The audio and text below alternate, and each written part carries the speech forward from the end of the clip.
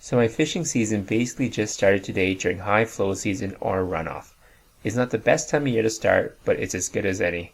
As you probably already know, during the runoff, the water levels are at their highest, making the water cloudy with limited visibility, making fishing tough. During this time of year, the fish head towards the edges to relieve themselves of the high flow, and this is exactly where I want to target them.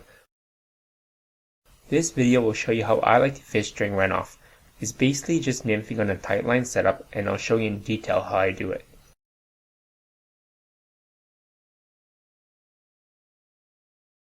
The setup.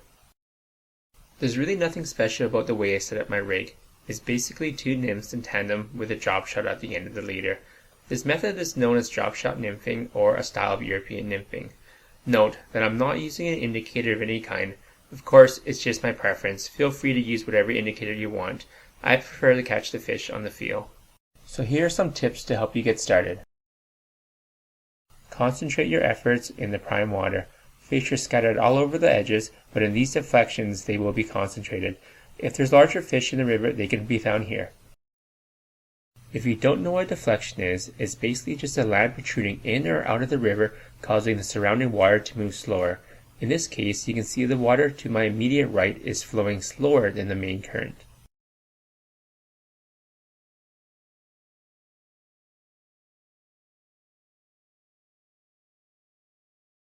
The next tip I have is get your flies deep into the water. This is probably the single biggest mistake anglers who nymph make.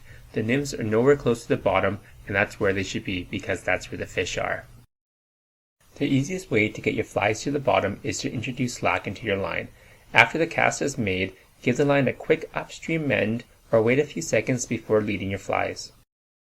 Some good ways to know if your flies are at the bottom is when the speed of the surface of the water is traveling faster than your flies, and of course when you feel your flies are dredging the substrate. The next important step is to have a tight line. After the flies have hit the bottom and you begin leading your flies, be sure to have a tight line. If not, you will never be able to feel when a fish takes. You should lead your flies at the same pace the water carries your flies. Don't force your flies to the water, let the water do the work.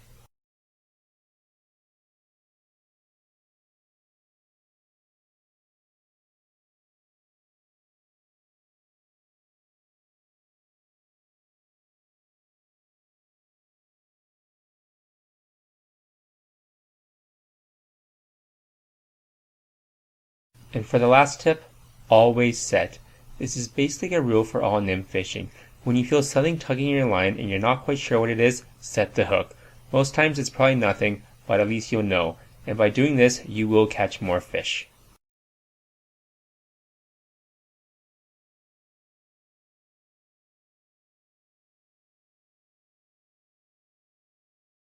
And for a quick recap, number 1, concentrate your efforts in the prime water.